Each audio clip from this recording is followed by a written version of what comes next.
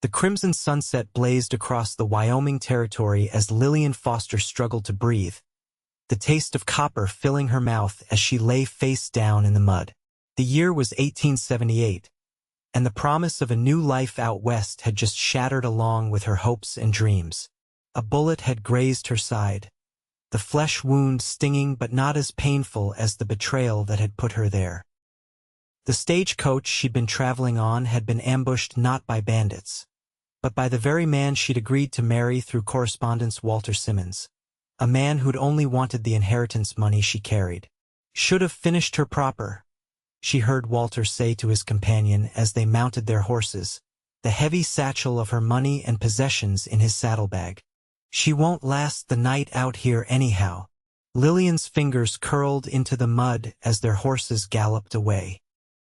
The late autumn wind cut through her torn dress, and she could feel consciousness slipping away as the blood continued to seep from her wound. She hadn't come all the way from Boston to die in the wilderness. She hadn't endured the loss of her parents and the dissolution of their estate to end up as carrion for the coyotes. But the darkness was welcoming her, pulling her under, when the ground beneath her trembled with approaching hoofbeats. "Good Lord," a deep voice muttered. Strong hands turned her over gently, and through blurring vision, she saw the silhouette of a man against the dying sun, the brim of his hat casting shadows across a weathered face. "You're not done yet," he said firmly, his voice carrying the gentle authority of a man who was used to being obeyed. "Stay with me, miss." She wanted to thank him, to ask his name, but the world spun and faded to black. When Lillian next opened her eyes, she was lying on a bed in a small, sparsely furnished cabin. A fire crackled in the stone hearth, and her side had been cleaned and bandaged. She tried to sit up but groaned as pain lanced through her. "I wouldn't do that if I were you," came that same deep voice. The man who had found her moved into her field of vision. He was tall, with broad shoulders and hands that looked capable of breaking a man in half, yet they'd been gentle when tending to her wounds. His face was sun-browned and lined, but his eyes were kind, a startling blue against his tan skin. His brown hair was slightly too long, tucked behind his ears, and a neatly trimmed beard covered his jaw. Who are you?" Lillian managed, her throat parched and voice raspy. "Ethan Winters," he replied, pouring water from a pitcher into a cup and bringing it to her. "Found you about 5 miles north of here, bleeding into the mud. Didn't think anyone would be foolish enough to be out there alone, especially not a lady." Lillian took the cup with shaking hands, sipping the cool water gratefully. "Thank you, Mr. Winters. I'm Lillian Foster." She hesitated, unsure how much to divulge to this stranger. I was betrayed. The man I was supposed to marry. He shot me and left me to die." Ethan's face hardened, a muscle twitching in his jaw. "Walter Simmons?" When Lillian's eyes widened in surprise, he nodded grimly. "The Territory's been looking for him. He's pulled this scheme before corresponding with Eastern women of means, promising marriage, then robbing them. Though he's never gone so far as shooting someone before." Lillian felt a tear slip down her cheek, and she brushed it away angrily. "I was a fool." "No," Ethan said, his voice softer now. "You were hopeful. There's a difference." He moved away, giving her space. "Rest now. You're safe here. We'll figure out what to do when you're stronger." "Where exactly is here?" she asked, looking around the cabin. "My ranch, the Double W, about 20 miles outside of Copper Creek." He smiled slightly. "Not what you expected for your new life out west, I reckon." Despite everything, Lillian found herself smiling back. "No, it most certainly is not."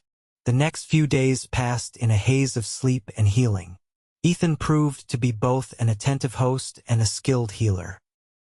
He explained that he'd learned field medicine during the war, though he didn't specify which side he'd fought for, and Lillian didn't ask. On the third day, She was well enough to sit in a chair by the fire while Ethan prepared a simple stew. "How long have you had this ranch?" she asked, watching him work. "Going on 8 years now," he replied, slicing carrots with surprising dexterity for such large hands.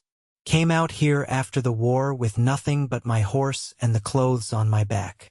Worked as a ranch hand for a few years. Saved enough to buy this land when the previous owner died." "It's beautiful country," Lillian observed, thinking of the glimpses she'd caught through the window rolling grasslands and distant mountains. Ethan nodded. "That it is. Hard country, too. Not everyone's cut out for it." "And you think I'm not?" she asked, a hint of defensiveness in her voice. He looked up, his eyes meeting hers directly. "I think you survived being shot and left for dead. That suggests a certain fortitude, Miss Foster." Lillian felt her cheeks warm at the unexpected compliment. "Please call me Lillian." A slight smile tugged at the corner of his mouth. "Lillian, then." The following day, Lillian insisted on helping with chores, despite Ethan's protests. Her side still pained her, but the wound was healing clean, and she couldn't bear the idleness any longer. "I didn't come west to be idle," she said firmly when he tried to take a basket of laundry from her. "I came to build a life." Ethan relented, but stayed close as she hung linens on the line behind the cabin.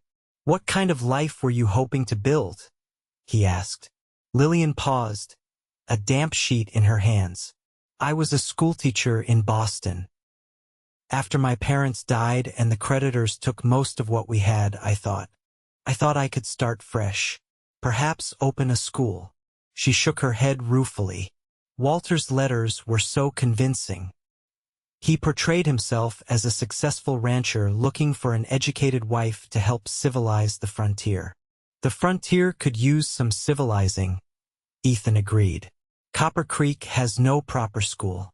The minister's wife teaches the children 3 days a week in the church, but she's expecting a baby and won't be able to continue much longer." Lillian looked at him sharply. "Are you suggesting I stay in Copper Creek?" He shrugged, taking the sheet from her and hanging it with ease. "You need a place to go. Copper Creek needs a teacher. Seems a simple enough solution." "But I have no money," she said quietly. "Walter took everything I had." Ethan's expression darkened. "The law will deal with Walter Simmons. As for money, the town council has been setting aside funds for a proper teacher. It's not much, but it would give you a start." Hope flickered in Lillian's chest for the first time since the attack. "You would do that for me?" "Speak to the council on my behalf." "I'm on the council," he said simply. "And yes, I would." A week later, Lillian had recovered enough to ride into town. Ethan had found a dress among the supplies he kept for trading with passing settlers. It was plain but clean, and with some adjustments, fit her well enough. Copper Creek was smaller than she'd imagined, a single main street with a handful of businesses. A general store, a saloon, a small hotel, a blacksmith, and the white-clapboard church that sat at the end of the street. A few houses were scattered around the perimeter, and beyond them, the vast expanse of prairie stretched to the horizon. Ethan helped her down from his wagon in front of the general store, and she was acutely aware of the curious stares from the townspeople. A woman on her own was an oddity in such places, she knew. Miss Foster, a plump, cheerful woman hurried toward them, wiping her hands on her apron. "I'm Martha Hughes, the minister's wife. Ethan told us about you. We're so pleased you're considering staying to teach our children." Lillian smiled, immediately warming to the woman's genuine welcome. "Thank you, Mrs. Hughes. I'm eager to meet the children and see the schoolroom." "Such as it is," Martha said with a laugh. "For now, it's just the church, but the men have been talking about building a proper schoolhouse come spring." As they talked, more townspeople approached, introducing themselves and asking about Lillian's background and teaching experience. She found herself surrounded by a small crowd, all seemingly excited at the prospect of a real teacher for their children. Ethan stood back, watching with a slight smile. When their eyes met over the heads of the townsfolk, something warm passed between them, and Lillian felt a flutter in her chest that had nothing to do with her healing wound. Later, as they rode back to the ranch, Lillian was quiet, processing all she had seen and heard. "Having second thoughts?" Ethan asked, glancing at her. "No," she said honestly. "They're good people. Simple, perhaps, compared to what I'm used to, but good." "Simple isn't always bad," he replied. "Out here, a person is judged by their actions, not their pedigree or their bank account. Is that why you came west? To escape judgment?" Ethan was silent for a long moment. "I came west because there was nothing left for me in the east. My family was gone. The land was ravaged by war, and I had blood on my hands I couldn't wash off." He looked at her directly. "We all have our reasons for seeking a new beginning, Lillian." The raw honesty in his voice touched something deep within her. "Yes," she said softly. "We do." The following weeks established a routine. Lillian moved into a small room at the back of the church that had been hastily converted into living quarters for her. Each day, she taught the children of Copper Creek, 15 in all, ranging from 5 to 16 years old. In the evenings, she offered reading lessons to adults who had never had the opportunity to learn. Ethan rode into town regularly, ostensibly to check on supplies or attend council meetings, but he always made time to visit the school. Sometimes he brought books or slates he'd ordered from Cheyenne. Once, he arrived with a beautiful brass bell for the school, its clear tone carrying across the town to signal the start and end of lessons. Lillian found herself looking forward to his visits, her heart quickening when she caught sight of his tall figure dismounting outside the church. They would walk together after school, talking about the town, the children's progress, or sometimes deeper subjects, literature, philosophy, or their hopes for the future. "You've brought something special to Copper Creek?" Ethan told her one crisp December afternoon as they walked along the creek for which the town was named. "The children are thriving. Even old Henry Jackson is proudly reading his Bible now, thanks to your evening classes." Lillian blushed at the praise. "It's rewarding work. I feel purposeful here." "Are you happy?" he asked, his blue eyes studying her face. She considered the question seriously. "I think I am. Or at least, I'm finding my way toward happiness." She looked up at him. "What about you, Ethan? Are you happy?" "I'm content with my ranch, my horses, my place in this community," he said slowly.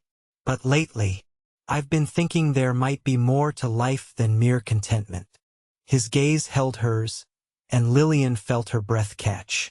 Before either could speak further, however, they were interrupted by the town marshal, Joseph Miller, riding hard toward them. "Ethan," he called, reining in his horse. "Got word from Cheyenne. They caught Walter Simmons trying to board a train east with stolen money and jewelry. They're holding him for trial, but they need Miss Foster to testify." Lillian felt the blood drain from her face. The prospect of facing Walter again, of reliving the betrayal and the violence, made her knees weak. Ethan's hand came to rest reassuringly on her shoulder. "When?" he asked the marshal, his voice tight. "Week after next. The circuit judge will be in Cheyenne then." Ethan nodded grimly. "I'll escort her." "You don't have to," Lillian began, but he cut her off. "Yes, I do. You're not facing this alone." The journey to Cheyenne took 3 days by stagecoach, through country that grew increasingly rugged and beautiful as they traveled. Despite the circumstances, Lillian found herself enjoying Ethan's company away from the watchful eyes of Copper Creek. In the cramped quarters of the coach, they sat close enough that their shoulders touched, their conversations becoming more personal with each passing mile. Ethan told her of his childhood in Virginia, of losing his family farm during the war, of fighting for the Confederacy not out of belief in the cause but out of loyalty to his home. He spoke of the guilt that had driven him west, seeking redemption in the untamed frontier. Lillian shared her own story, her sheltered upbringing in Boston, her father's financial ruin after a failed investment, and her mother's subsequent decline in health. She told him of teaching to support herself and her ailing mother, and of the desperate hope that had led her to accept Walter's proposal. "I was naive," she admitted as the coach rumbled through a mountain pass. "I built an entire fantasy around his letters, never questioning why a successful rancher would seek a wife from so far away." "It wasn't naivete," Ethan said, his hand covering hers. "It was courage. You were willing to leave everything you knew for the chance at a better life." His touch sent warmth through her, and Lillian found herself leaning slightly into his solid presence. "Thank you," she said softly, "for everything." Cheyenne was larger and more developed than Lillian had expected, with proper streets and substantial buildings that reminded her of eastern cities. They checked into a respectable hotel, separate rooms, but adjoining, and Ethan immediately went to speak with the prosecutor about the case against Walter. When he returned, his expression was grim. "Walter has a lawyer from Denver. He's claiming you were in on the scheme, that you agreed to split the money and then had second thoughts." Lillian gasped. "That's preposterous. He shot me." "The prosecutor knows that," Ethan assured her. "But Walter's claiming it was an accident during an argument over the split. He's trying to muddy the waters enough to create reasonable doubt." Tears of frustration burned in Lillian's eyes. "Will anyone believe him?" "Not once they hear your testimony," Ethan said firmly. "You're a respectable teacher now, with the backing of an entire town.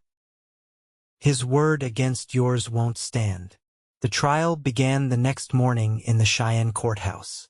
Lillian sat rigidly beside Ethan in the gallery until she was called to testify. When she took the stand, her eyes met Walter's for the first time since he'd left her for dead. He looked smaller than she remembered, his once charming smile now a calculating sneer. With a steadying breath, Lillian recounted everything: the correspondence, her journey west, the ambush, and being shot and left to die. Her voice grew stronger as she spoke, her fear transforming into righteous anger. "Why should this court believe you over Mr. Simmons?" Walter's lawyer asked during cross-examination. "You admit you came west to marry a man you'd never met. Perhaps you had schemes of your own." "I came west with hope and honest intentions," Lillian replied clearly. "I still bear the scar where his bullet tore through my flesh. I was found bleeding in the mud by Mr. Winters, who saved my life. Those are not the circumstances of a schemer, sir, but of a victim." From the gallery, Ethan nodded encouragingly, his presence giving her strength. The jury deliberated for less than 2 hours before returning a guilty verdict.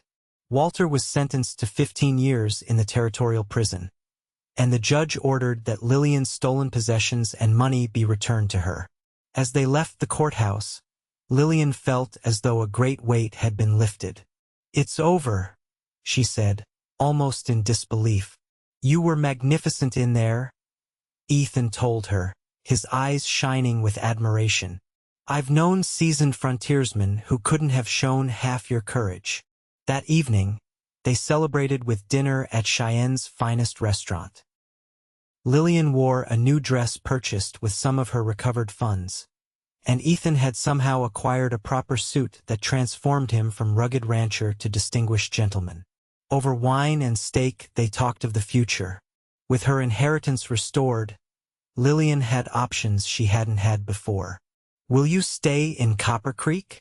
Ethan asked, trying to keep his tone casual but not quite succeeding. "You could go anywhere now." Lillian studied him across the candlelit table.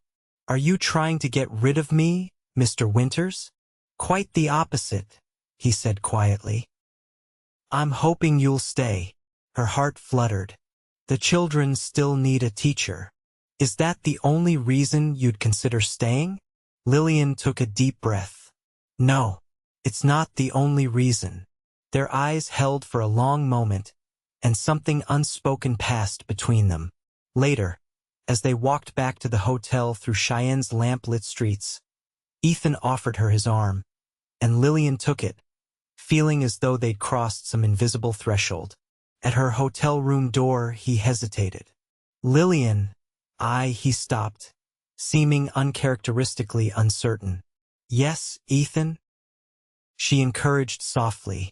I've never been good with words, he said finally. Not the kind that matter, anyway. But I want you to know that these past months, having you in Copper Creek, in my life, has changed things for me. Changed me. Lillian's heart raced. Changed how? Instead of answering with words, Ethan leaned down and kissed her, gently at first, then with increasing certainty as she responded.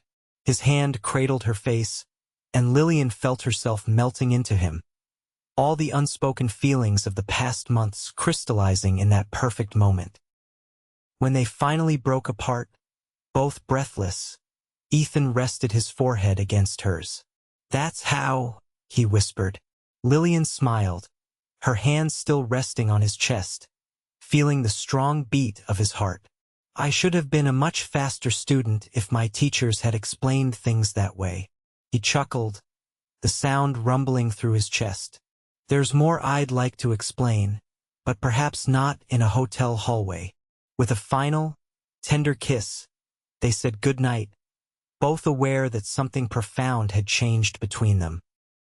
The journey back to Copper Creek seemed both longer and shorter than the trip to Cheyenne. Longer because they were eager to return to the privacy of familiar surroundings. Shorter because they savored every moment together in the coach, talking, sometimes just sitting in comfortable silence, their hands entwined.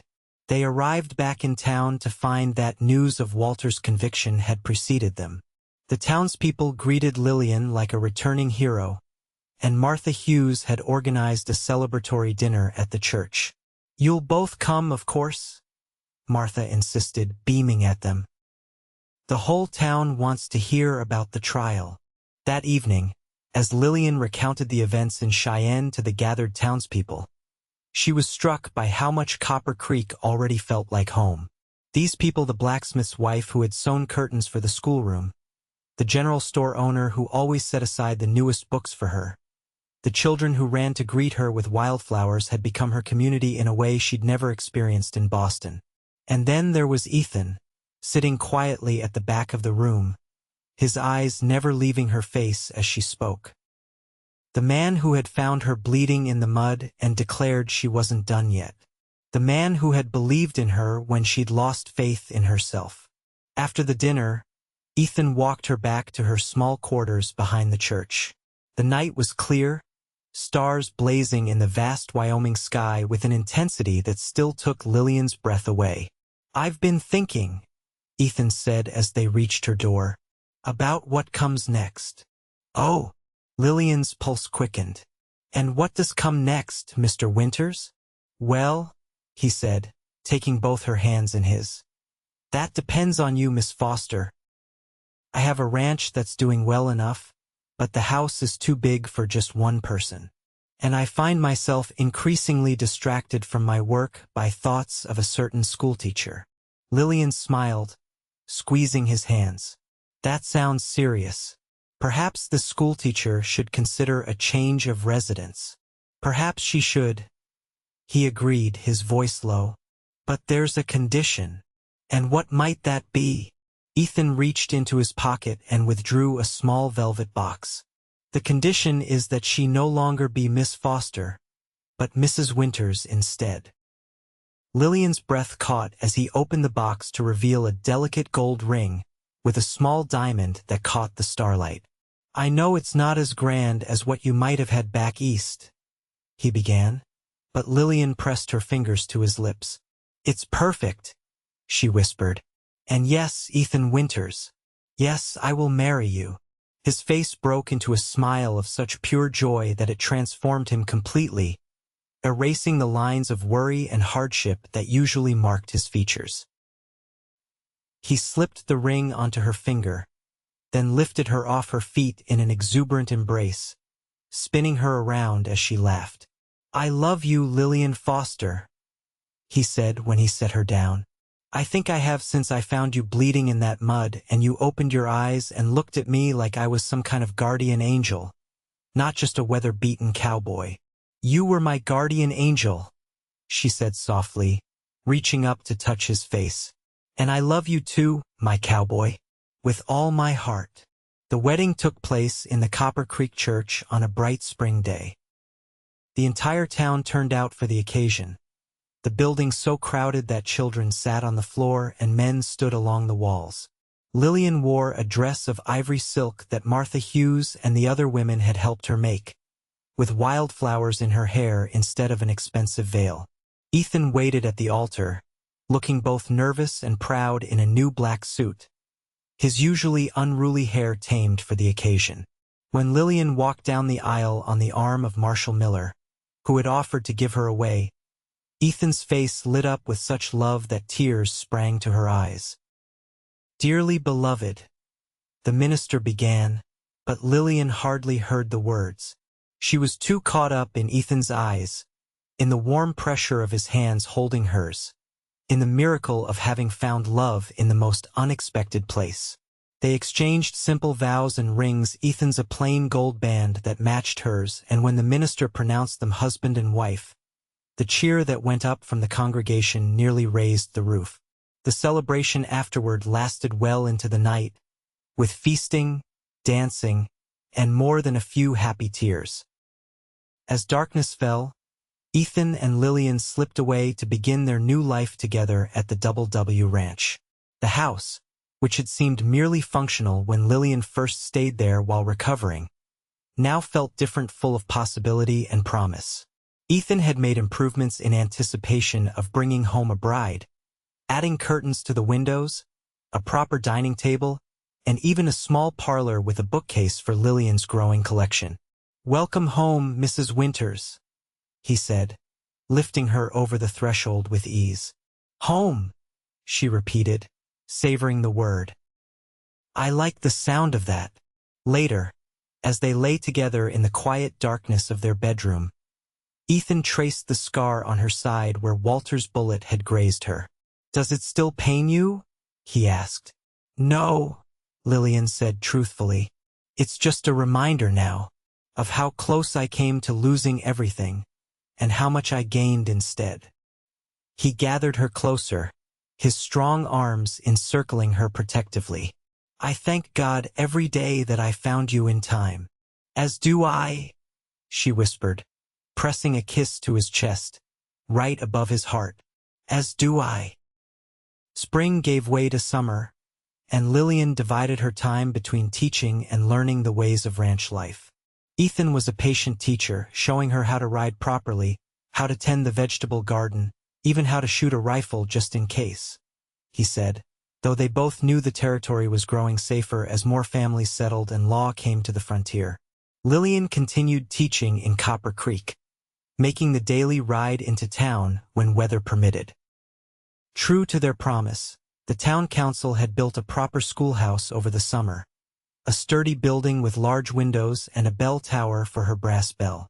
On the first day of the new school year, 22 children filled the benches, more families having moved to the area after hearing that Copper Creek boasted a real school with an educated teacher. In the evenings, Ethan and Lillian would sit on their porch, watching the sunset paint the mountains in shades of gold and purple. Sometimes they read aloud to each other. Ethan had a surprising fondness for poetry, particularly Walt Whitman, and sometimes they simply sat in companionable silence, his arm around her shoulders, her head resting against him. "I never expected this," Lillian said one such evening as they watched a hawk circling over the distant pasture where Ethan's horses grazed. "When I came west, I thought I was coming to a marriage of convenience at best. I never imagined this kind of happiness." Ethan pressed a kiss to the top of her head. "Life has a way of giving us what we need, not what we think we want." "Profound words for a simple cowboy," she teased, tilting her face up to his. "I've had a good teacher," he replied before capturing her lips in a kiss that still made her heart race, even after months of marriage. As autumn painted the landscape in russet and gold, Lillian made a discovery that filled her with both joy and trepidation. After several weeks of feeling unusually tired and experiencing morning sickness, she consulted with Martha Hughes, whose own baby boy was now 6 months old. "Oh, my dear," Martha said, clasping Lillian's hands after hearing her symptoms. "You're with child. How wonderful!" Lillian's hand went instinctively to her still flat stomach. "A baby," she whispered, the reality of it sinking in. Ethan's baby. That evening, she prepared Ethan's favorite meal, venison stew with dumplings, and set the table with their best dishes, even lighting candles though it wasn't a special occasion. "What's all this?"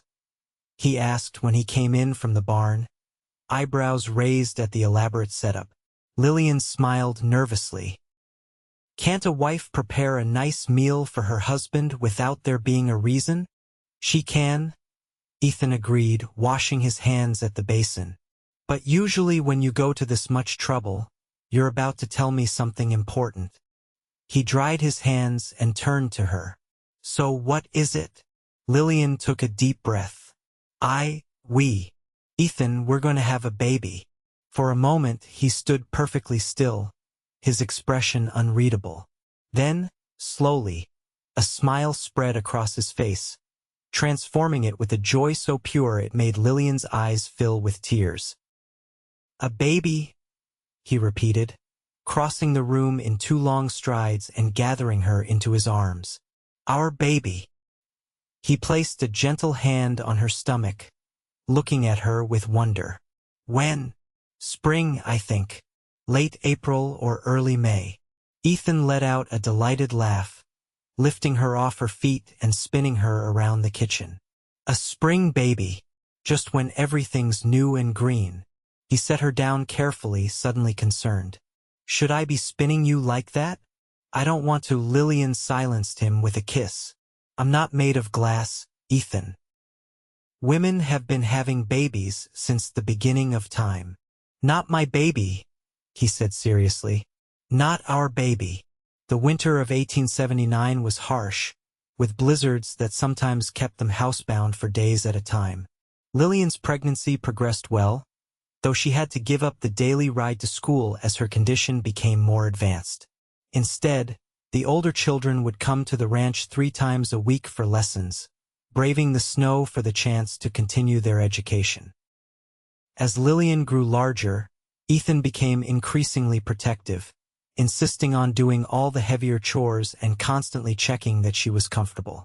His concern was touching, if occasionally stifling, and Lillian couldn't help but be moved by his devotion to her and their unborn child. "You're hovering again," she told him one February evening as she sat knitting by the fire, her rounded belly now quite prominent under her loose dress.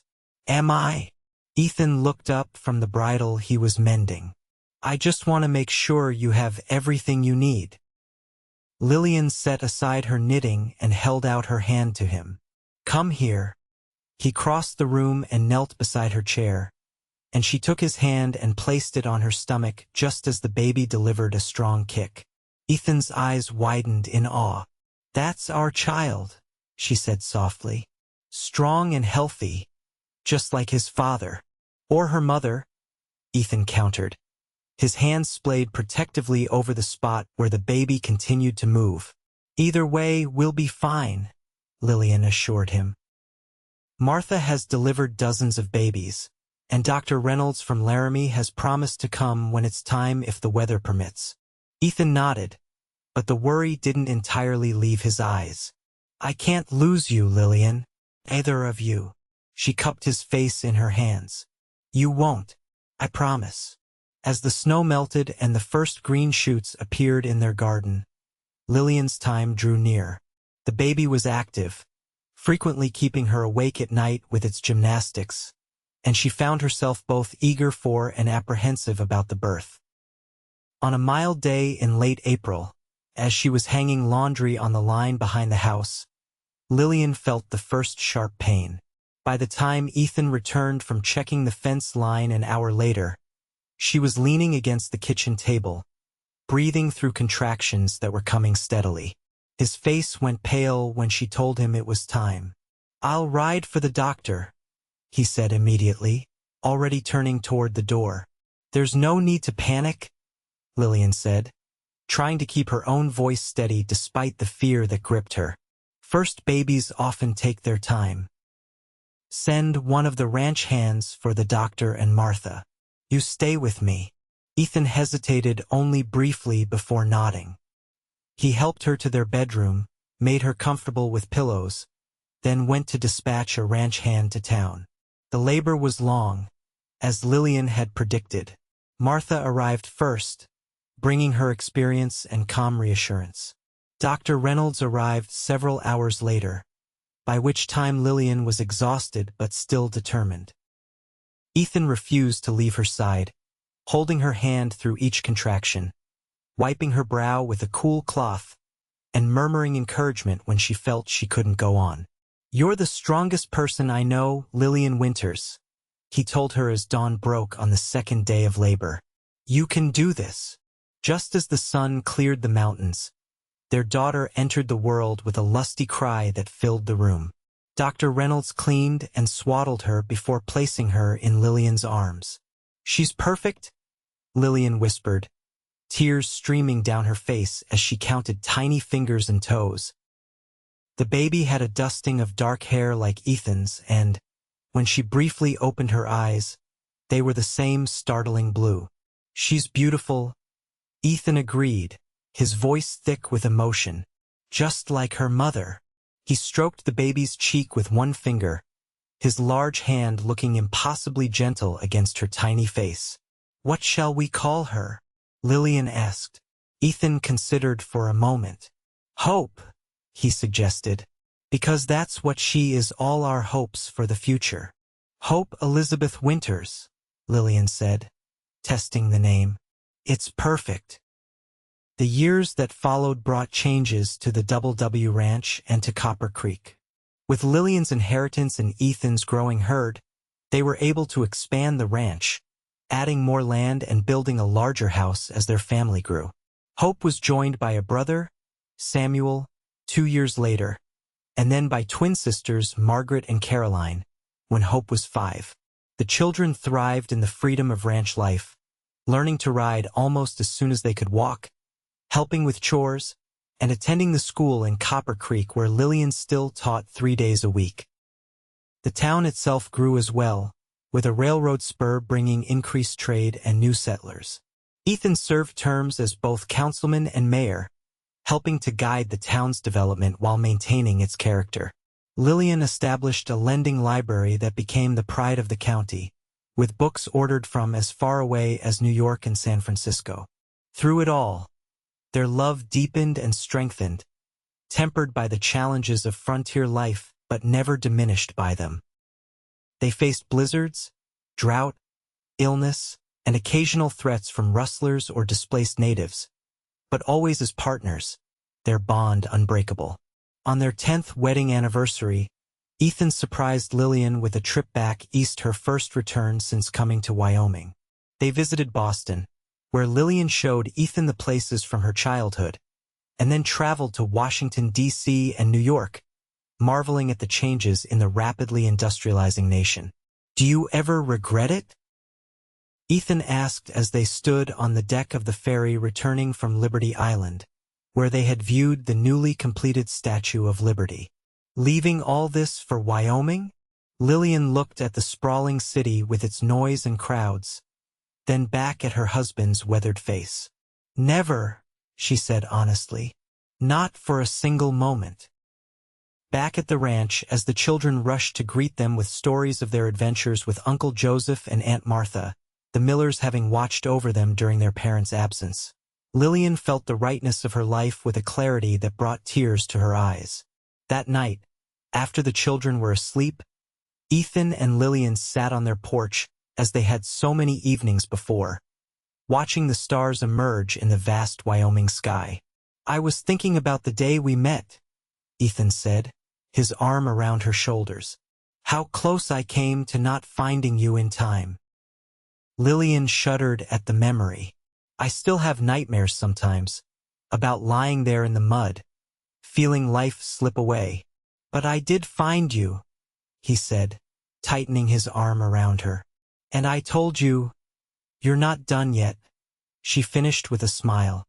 The most romantic words a bleeding woman in the mud could hope to hear. Ethan chuckled. Not my finest moment as a wordsmith. On the contrary, Lillian said, turning to face him. They were exactly the words I needed to hear. And you were right, I wasn't done. I was just beginning.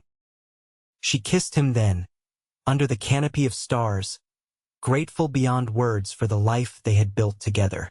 From tragedy had come triumph, from betrayal had come trust, and from a chance encounter on a lonely stretch of prairie had come a love that would endure for all their days. As they walked hand in hand into the house they had built, to the children they had created, Lillian thought again of those words that had saved her life and changed it forever. She had not been done then, bleeding in the mud, and she was not done now. With Ethan by her side, with their children growing strong and true, with a community that valued and respected them, they were still writing their story, still creating their future, one day at a time. And it was a future filled with hope, with love, and with the kind of happiness that comes not from wealth or status, but from finding where you truly belong and who you truly belong with.